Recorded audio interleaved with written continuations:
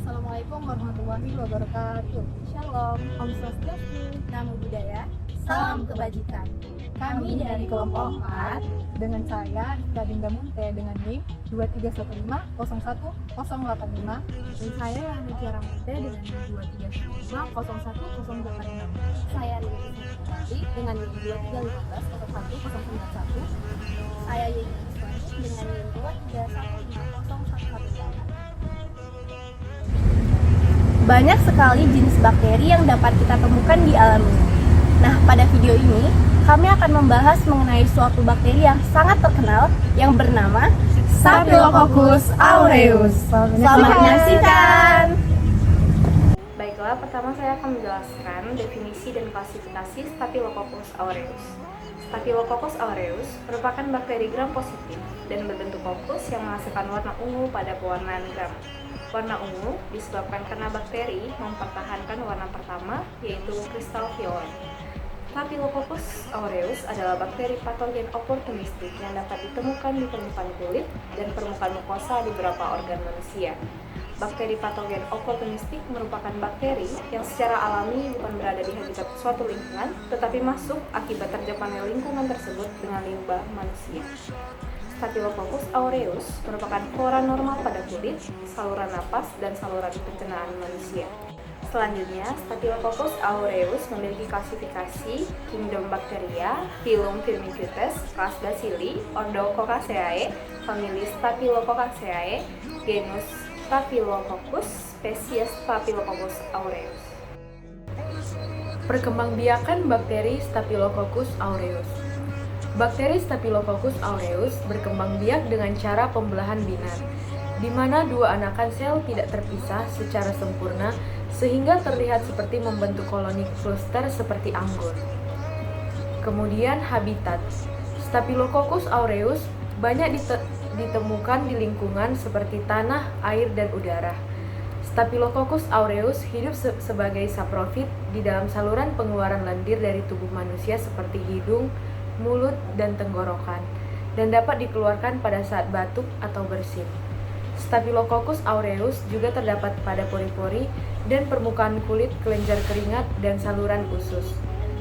Selanjutnya, saya akan menjelaskan mengenai ciri-ciri dari Staphylococcus aureus.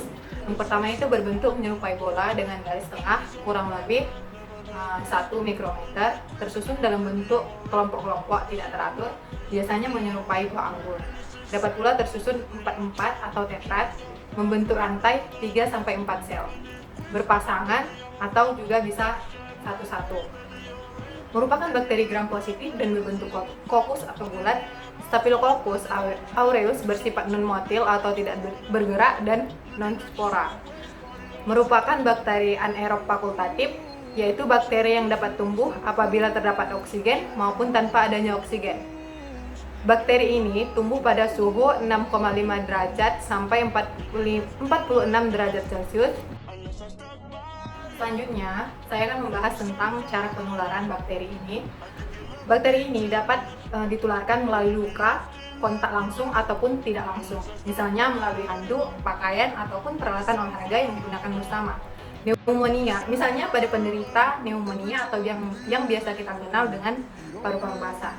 Infeksi terjadi ketika penderita pneumonia bersin atau batuk, kemudian kita menghirup udara atau percikan dari air liur penderita pneumonia tersebut. Nah, percikan inilah yang membawa bakteri Staphylococcus aureus hingga menyebabkan pneumonia. Nah, penularan juga dapat terjadi ketika kita menyentuh benda yang terkontaminasi percikan air liur tersebut, lalu menyentuh hidung ataupun mulut kita. Setelah kita mengetahui apa itu bakteri Staphylococcus aureus, penting juga bagi kita untuk mengetahui apa saja kerugian yang disebabkan oleh bakteri ini. Infeksi dari bakteri Staphylococcus aureus dapat bervariasi, dari menimbulkan masalah kulit yang ringan hingga endokarditis.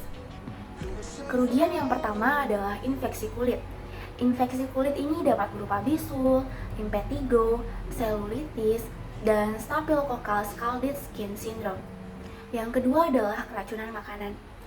Gejalanya bisa muncul dengan cepat, biasanya dalam beberapa jam setelah mengonsumsi makanan yang terkontaminasi. Lalu yang ketiga adalah bakteremia. Keracunan darah muncul saat bakteri aureus memasuki aliran darah seseorang.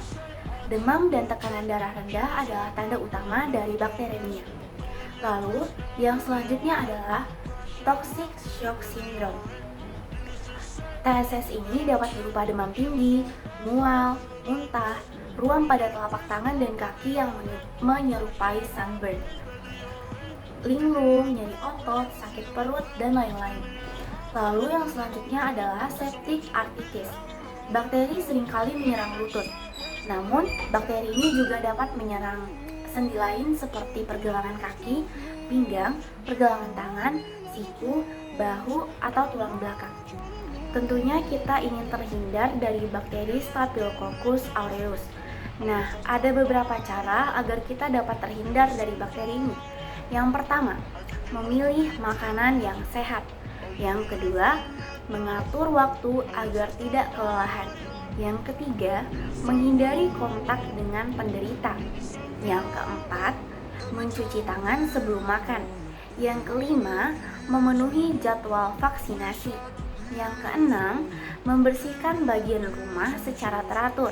Yang ketujuh, menjaga kesehatan hewan peliharaan, karena bakteri ini dapat muncul pada hewan peliharaan kita. Demikian materi dari kami berharap video ini dapat menambah informasi bagi kita semua mengenai apa itu bakteri Staphylococcus aureus dan kita dapat terhindar dari penyakit yang disebabkan oleh bakteri. Terima Terima kasih. kasih. Bye-bye.